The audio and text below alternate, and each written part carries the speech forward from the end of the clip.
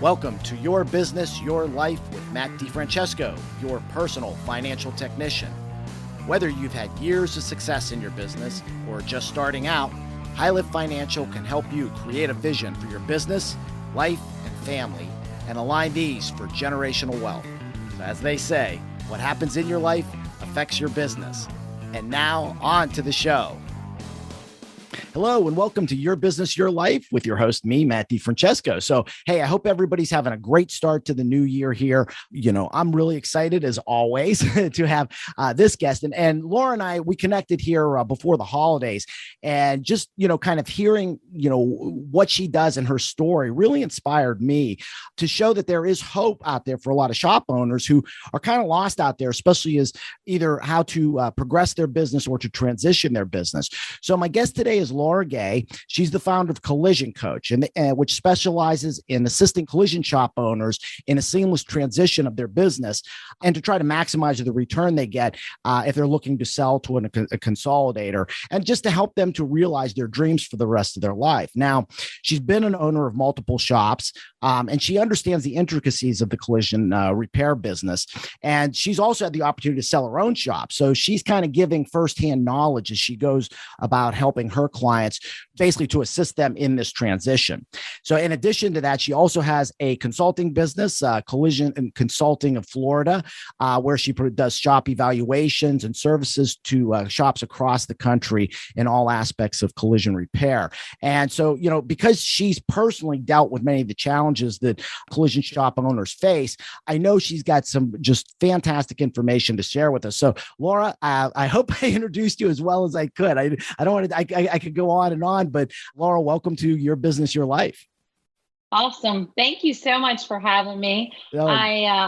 I've been looking forward to getting on and doing this podcast with you and sharing the good word. That's great. And you know what? That's really what this is all about, is just sharing the good word with people. There is hope out there, right, Laura? Absolutely. There is hope. There is hope for sure. Great. So, Laura, I know your journey started growing up in a family business, and then to coaching, to consulting. I know you own collision shops, and life's kind of thrown you many curves, or as I like to say, wrenches in the process. I wanted to see if you could just give the audience an idea of what brought you to the place where you are now. So that's a great question. So I'm a first generation body shop girl. I got introduced to the body shop business back when I was 19 years old. I was in college, attending community college, because my father's business had gone bankrupt. So my dreams of going to a four-year school were out the window. And while I was going to this community college, I was working for a car dealership selling cars, and it just wasn't my thing. I needed to find something that was more of my fit. And I went to them and I told them, look, I'm going to, I don't want to leave you short, but I do want you to know I'm going to look for a job. And they were like, no. We don't want you to go. We see so much in you. What is it that you want to do? And I said, well, I always thought the body shop was kind of cool. I used to always walk back there and look at what the guys were doing. I always thought it was intriguing. And they said, well, we'll just stick you in the body shop. There was another girl in there. They pulled that girl out and they put me in there. Right. And to be honest with you, it's kind of joke, but the rest is history, really. Right. And fast forward, I worked at that dealer body shop, invented process before process was even a thing in the collision industry. This was back in the early 90s. Wow. When process wasn't even something that anybody was even thinking about. Yeah. I was working on, process improvement, just creating process, increasing sales there exponentially, adding direct repairs, which predicated expansion of the shop. And then I got to a point in my life where, I wanted to have children, and being in an operations and a collision center, specifically a dealership, it just wasn't in the DNA to be able to, be a mom, be an effective mom, be a good mom. And I'm not a C student in anything I do. So decided to look at, other options, and went to work for an insurance carrier. And that predicated an amazing career. About 15 years, I worked for different insurers, Okay. Met a ton of people. I'm all about personal connection, and Right. consequently how I met you, That's right. And fast forward, I'm not even sure how old I was, but it was sometime in my early 30s, mid 30s, possibly, I guess. With this opportunity came along for my, at the time, husband and I to buy a collision center. Oh, And we bought that one collision center and grew it from just at $1 million. It was failing. It was bankrupt. We actually bought debt. I know that wow. sounds cuckoo for Cocoa Puffs, right? That's right. And fast forward, we turned that store to a $6 million a year annual revenue. The year we sold it, it was on track for 6 million. It would have hit 6 million, no problem. I think it might have even with the new owners. And then we had bought a second store right before selling, maybe 2 or 3 years before. Turned that store from 750,000 a year, just under $1 million, to 3.5 million in the first year of sales. Wow. So I'm an operations girl, all about process improvement, theory of constraints, 5S. I know everything about the operations of a collision center. So consequently, when I went to sell my stores, I took some steps back to learn everything about mergers and acquisitions. Also, many people refer to it as M&A, and how that whole process worked. When I sold my stores, it was in 2015. It was in the really early stages of consolidation. I mean, we really were the first market that whole snowball started. The snowball was real small at that point. I mean, we'll all agree that snowball is pretty dang big right now. Right. But it was at the beginning infancy stages. And once I felt that I had gained the knowledge and I was confident that I could sell our stores, because let's face it, I was 42 years old at the time, 42. And I had a chronically ill son. He was a Make-A-Wish kid. So if that tells you anything, I mean, he really had some difficult health issues. My husband at the time also was very, very sick. He actually was in the hospital for most of the time that we were in the midst of the transactions. Wow. And, I had to make sure that this made sense for us and that our family would be taken care of or be able to take care of ourselves long term, that this just wasn't like a snap decision. It had to be, a really well thought out decision and very well executed. Right. Fast forward, sold the stores in October of 2015. Praise the Lord for the blessing, because it just really was a very difficult time in my family's life at the time. And unfortunately, shortly after we sold the stores, my husband at the time and I divorced, and he's moved on and I've moved on. But shortly after the sale of the store, I took a little bit of time off and spent some great time with my son, played a lot of golf with him. He was on the golf team. We just had a great time during that period of life. And then unfortunately, he started to get to the age where, he doesn't want to be around mom. He's graduating and moving on with his life gratefully, because we weren't sure he was ever going to have any sense of a normal life. And I just found myself, doing this, and I started to really get involved. And I still kind of was involved. I was doing some part-time stuff, running a 20 group, and I was doing some public speaking, but it wasn't anything that was a full-time thing. And I was doing a little bit of M&A work too from my friends that knew me from the industry. And then I guess about 4 years ago, that's when one of the friends that I helped sell their shop said, Laura, my God, I could not have gotten through this deal without you. Like, seriously, this is a business that, every collision shop owner, or at least the ones like me, he was a painter that had become a body shop owner. Right. He's like, I don't know anything about this stuff. I need somebody to hold my hand and help me like you did. And I know that that's what most body shop owners are. Yeah. Consequently, that's how Consolidation Coach was born.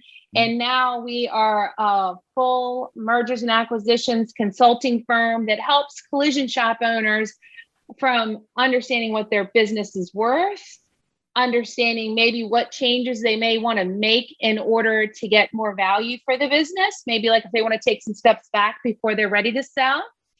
help them understand timing, how important timing is, and that, maybe this market's buying right now, but this market's not, but this market's going to be buying in a year. Right. Just all the way down to the point where, hey, we are ready to sell. Let's go to market. And then helping them understand the whole process. And I become their best friend from beginning to end, and get them through the whole process, help them understand the contracts, help them make decisions, not tell them what to do, but explain it, and then allow them to make the decision on what they want to do and what direction they want to go and what makes sense for them and their family.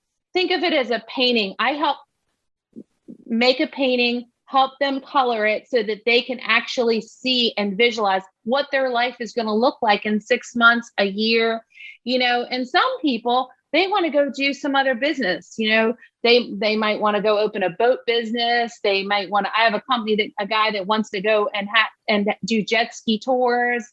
Another guy had a restoration business. He wanted to really dive into that. So there's people that are all over the place. Some that just want to retire, got a really good client that sold. He's out riding bicycles and motorcycles and skiing and all kinds of good stuff. So it's kind of unique to see, and no two deals are alike. That's the other thing. We can craft them so they're very, very unique to the client, specific to the client and their needs. Right. And I think that because you've been through the process, that's something that's really valuable to those owners, because you've actually done this. Yeah. And I'll be honest with you, that's a huge part of it, because you only get one chance to sell your shop. I mean, really, you get one chance. You don't get to go back and fix your mistakes. There is no whiteout. Once it's done, it's done, and I see a lot of shop owners really, and this is what brought me into this, is shop owners leaving money on the table, or shop owners thinking, well, this is the offer that I'm given. Well, there's no wiggle room. I have to accept this or not. And that's totally not the case. Right. And the other big thing is the real estate. A lot of body shop owners own their real estate.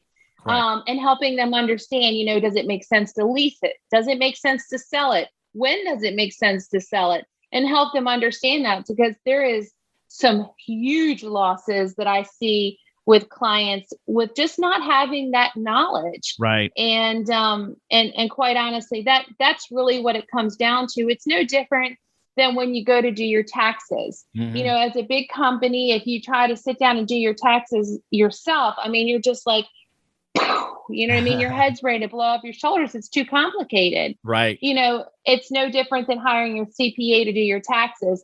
You hire me to help you get through this very complex process. And, I think just as much as collision shop owners focus so much on growing their business, growing their book of business, building their business, growing their business, marketing their business, just all the different facets, cleaning the toilet. I mean, I'll go right even there. Every piece of work, blood, sweat, and tears they put into it, to just sell it without help and guidance is just something that I just don't think is wise on any level. Even if you just called me for a friendly talk, I offer a free consultation. I'm a friendly person. Like I said, I'm all about personal connections, and there's a lot of people that call and talk to me and decide to try to go it alone. And I'm okay with that. I just hate to see people struggle. You know what I mean? Oh, exactly. I know exactly what you're saying. And that's, you hit, I think, a nail that I run into, a nail on the head. It's something that I run into a lot is, they're maybe looking to exit, but they, these shop owners will tell me they have no idea what their business is worth. I mean, I've read this publication. It's only worth the real estate, or it's only worth the equipment that we have. And so what are some things that the shop owners should consider when trying to determine what the worth of their business is? That's a great question. And I'm going to be honest with you. I'm not avoiding your question by any means, but it is there's just so many variables. There is no black and white. Our firm, we use 3 methodologies to determine the value of the business, or 3 different approaches. And then we basically look at those 3 approaches to determine, what the value range is. Because obviously we're not going to rubber stamp and say, okay, the business is worth $2 million. Right. Because quite honestly, a lot of the value of the business, a significant amount of the value of the business comes into the play of, are you in a market that's red hot, right, that you're going to have 3 or 4 buyers lined up ready to buy you? Or are you in a market that's kind of cool and there's just not a lot of activity yet? There's just too many variables to really be able to blanketly answer that question. But again, to the listeners that are on here, if anybody wants to call and take an hour of their life, I love connecting with people, and I can share that a little bit more on a personal level because it is so specific and so special to each individual client. Because let's face it, some shops have great curb appeal, but they don't have any equipment. You know what I mean? You go, like I'll get pictures of a shop and I'm like, oh my God, it's amazing. And then I start looking at the equipment that they've sent me, and they have either old paint booths or booths with no heat, just, or inferior paint booths. I mean, those things play a huge part in the value. right. The other thing is there's shops that have great curb appeal and they don't have very good sales, Mm-hmm. Yet they have really great equipment. So, I mean, there's just so many variables that it's just really hard to give a black and white answer. I can certainly understand. One thing that we talked about, and I see this a lot, not just in the collision business, but I see it in a lot of different businesses, is where the client has to sell because of maybe they're burned out, or they have health issues, or there's life events, divorces, deaths, those type of things, and it puts a lot of pressure on them. Now, part of my process is, again, I try to help the family to create this family vision. What do they want, and how does the business fit into that? And then what I want them to do is we create what I call the self-buyout program, where we can start putting money aside so that there is not as much pressure, that they don't have to worry about, selling it for pennies on the dollar. But what are some other things that again, I'm trying to capture a lot of these owners, prior to the time when they have to sell. Like, let's start putting plans in place. What are some other things that they can do to minimize the stresses that they may face at that time when they want to exit? So, to be very honest with you, this whole consolidation thing, kind of like a pack of chicken at the grocery store, it's got an expiration date. And I'll be honest with you, I think this bull market that we're in right now is going to probably exist for about another 2 years. Oh, really? That's the bull part of it. Yeah. Okay. So, when you think about selling, the bull market is you've got all of these private equity companies that are, small, medium, large. Then you have, Caliber and Gerber out there, Crash Champions, Classic. Right. And then you even have CarStar, that's out there buying. When you have those players, out there buying, that many of them, they're wanting to make a lot of traction fairly quick. Right. And a lot of people have a lot of different views on it, but I think the 100-mile-an-hour charge straight ahead, market that we're in right now, I think is probably only going to continue for, and again, this is my opinion, I could be totally wrong, for maybe about another 2 years. Okay. And then I think it's going to slow down, and I think it's not going to be as aggressive because I think what's going to happen is most of the people that are buying are going to have the footprint that they're seeking. Right. And then at that point, it's going to be more very strategic. Okay. And where right now it's just, everybody, it's like Pac-Man. Everybody's running around, trying to stuff shops in their mouth like Pac-Man. Right. So I think that honestly, I think anything you can do, the biggest thing is going to be increase your sales. You know what I mean? Right. That would be the number one thing. And you have to go about that however you deem, but the quickest and easiest way to do it, not always the most favorable or profitable, is to add direct repairs if you can get them. And that's another problem. A lot of the independents are struggling, even if they want to get, add direct repairs, is because a lot of the consolidators, and I've seen this dynamic happen a lot since the pandemic, Right. The consolidators, have gotten a lot of market share. And consequently, when they get the market share, they might have been in 3 shops in that market. And then the consolidator came in the same market. Well, now maybe all 3 of those shops lost their partner, you know what I mean? Because the direct repair of the insurance company is now with the consolidator, you know what I mean? They've moved over.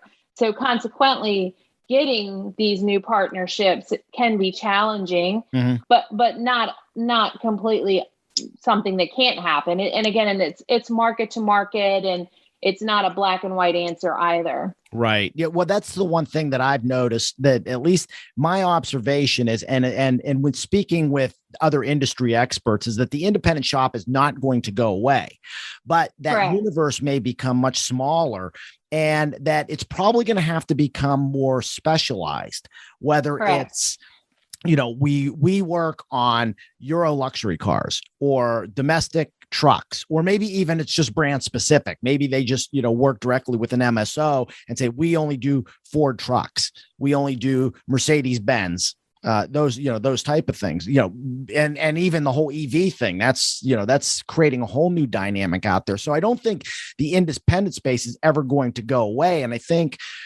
from what you're saying, and correct me if I'm wrong on this, that, there's this short window, but that the independent shop owner, let's say he's like 40 and has young kids and he's not looking to sell at this point, he can evolve the business and not have to worry about, I have to sell it now to do that. Am I understanding that properly? You're absolutely correct. 100% correct. There's always going to be a need and a desire for an independent repairer, right. Especially one that is quality focused, customer focused, that delivers a really high end quality product, a safe product. And quite honestly, a lot of those repairs are really changing their business model where, for example, they get the insurance company, they come out, they write an estimate for $5,000, but really to fix the car, it's $8,000. Right. Kind of like a concierge medicine, no different than that. I think we're going to have kind of the same mentality, but in the collision space where, hey, I realize that my insurance is only going to pay X, and I'm going to have to pay the difference, and to be honest with you, I'm one of those clients, you know what I mean? I guess because I'm in the industry, I understand it. It's no different than last night. I went to go get an MRI, and there was some things that the insurance company, it's a long story, but anyway, I needed to get a CAT scan as well. Right. And there was this big rigmarole to get it approved. And I just said, how much is it? And they said $250. I said, look, I'll just pay for it. Let's just move on. Sometimes it's just not worth the fight to get it. And people that are able to do that will continue to support these independent shops. And I think also you're going to see higher repair order dollars in these shops because, it's no different than if you go to Ruth Chris and you have a steak versus if you go to Outback. I mean, you go to Outback, 2 people have dinner, you can get out of there for, $60 plus a tip. Right. 2 people go to Ruth Chris. I mean, you're not getting out of there for any less than $150 to $175 plus a tip. And that's without drinks. Yeah, correct. So I think that's kind of, it's the same mentality, you know what I mean? I just think that, there's going to be McDonald's, there's going to be Burger King, there's going to be Outback, and then there's going to be Ruth Chris. But, think of it in the collision space. Yeah. I think long term, that's what it's going to look like. And to your point on EV cars, I think you're going to see, EV continue to grow. And especially, if the current leadership stays in office for another 4 years, they're very much about EV. I mean, look at Mercedes. They're not even making an AMG line. And I think it's 2022 or 23, one or the other. They're not even making an AMG line. And look at Mercedes's new EV cars. I mean, they are just gorgeous, sexy, hot cars. And then there's so many other new manufacturers coming out with these new EV cars, that I think you're going to have shops that are specific to EV repair. Right. And I think also those shops are probably going to be more in that concierge wheelhouse because they are so technical. It requires a higher level technician. Yep. Not that a Corolla doesn't require a high level technician, because they do, Yeah. but it's just going to be on a more intense level, if you will. Yeah, you just can't be a jack of all trades. And I think it's happening in every Correct. industry these days. So hey, we're getting close on time, and this is something I really want to hit on. And it's kind of, again, I work with a lot of different collision shop owners, and some are like, hey, no, I don't want my kids to work this hard. I'm going to sell the business. But I've got a lot of them that want to look at passing it on to the next generation and doing that transition. And so, considering the family takeover, what do you recommend shop owners do to try to make this transition smoothly, especially if their kids are younger or maybe early mid-teens? Are there different steps that the shop owner can make to help make this transition much more smooth for them and not create a lot of friction between the family members? Yeah, I will tell you, I have assisted a lot of family members in this, and more are successful than not. Yeah. But there are some families where the dynamics are just, you just can't get a smooth transaction, or something where somebody's not, upset or Right. feeling slighted. But I feel like most of them go through fairly smooth. Good. And honestly, I really think it's about communication. You know what I mean? Being able to have an open conversation. And a lot of times having someone like me kind of, because I do that as well as a separate consulting thing, nothing to do with selling the business, but, as a mindful, a mom, a caring person, that says, hey guys, think about this, think about that. Does this make sense? Does that make sense? Would this make you happy? Would you be okay with this?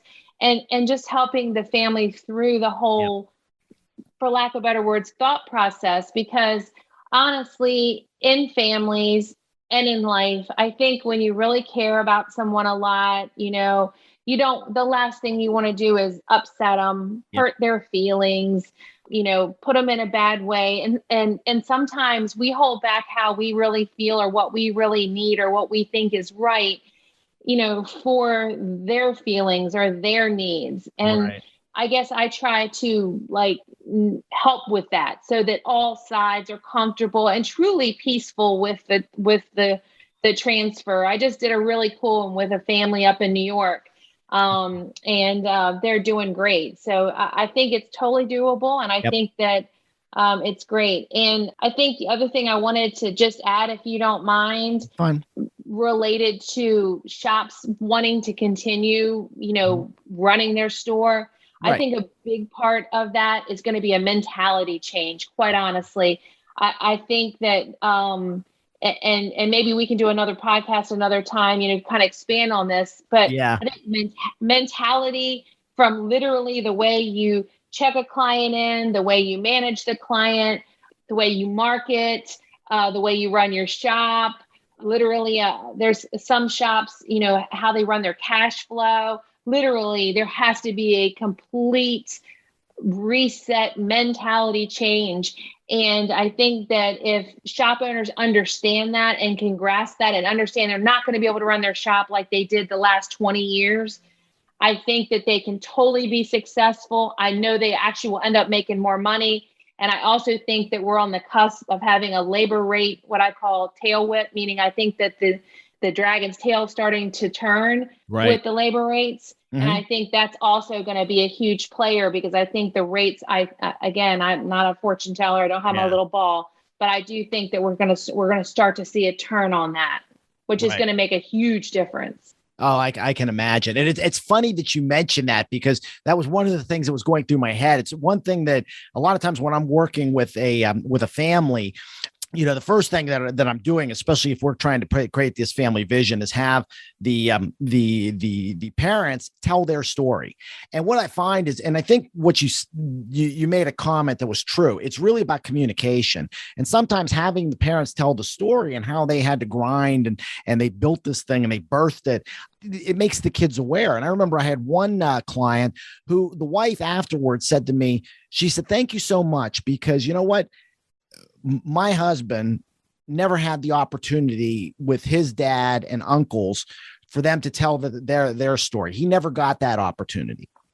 And so, he was kind of, again, even though he was second, third generation, never was still kind of building it from the ground up and didn't understand the story. But I think the one thing you hit, and I really like to do another session on this, is this idea of the change of mindset, because I think shop owners, especially the next generation, is going to have to become much more entrepreneurial.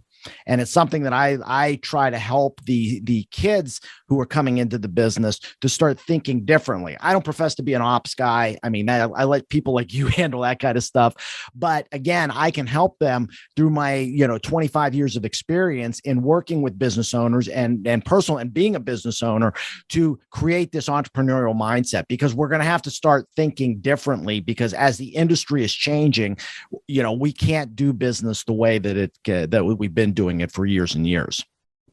Yeah, I would say you hit the nail 100% on the head on that. So absolutely correct. Awesome. So let's do that. Well, let's plan on, we'll do another session and we'll just talk about some of the changes in mindset that shop owners need to consider. But, as we close here, Laura, so who are your ideal clients and how do they find you? All right. So ideal clients are anyone that's just thinking about selling. I was 42 at the time. So, I mean, that's kind of an anomaly. Right. But there's plenty of shop owners that are in their 40s, even 50s and 60s. But I would say anyone that's at the natural age of attrition, or they're ready to sell, right, or even at least thinking about it. I would say, depending on the market, but the consolidators, what I'll call sweet spot, is a shop that's doing 3 million as low as 2 million in sales. Okay. A shop that's got 10,000 square foot or more. I would say those would be the quick, easy parameters. There's some other parameters, but a lot of that other stuff we can get around or we can work around. But the shops that are fairly small, unless they could be considered like what they call a storefront, where maybe they're in downtown Chicago and maybe they have another location, or a potential location could be made like a half an hour away or 20 minutes away, where it could be brought in downtown Chicago and then moved out, for example. Right. The smaller shops really are a struggle. The consolidators just aren't looking to them because it's just so difficult to have profitability in them. Right. I get it. So, and they can find you where? So you can check out my website at consolidationcoach.com. Certainly give me a call anytime, or text call 301-399-8675, or email me at laura@consolidationcoach.com. Yep. And we'll have that all in the show notes. So Laura, this has been awesome. Like I said, we could probably go on. And I do want to have you on again to talk a lot about this mindset, because that just really hit the nail on the head there. So I want to thank you for being on. The last thanks always goes out to the listener. Thank you for listening to Your Business, Your Life with me, Matt DiFrancesco. If you've not subscribed to the podcast, please click on the subscribe button below. That way, anytime a new episode comes out, it will download directly to your device. And it will also make it easy for you to share this podcast with other people that you think would benefit from the content.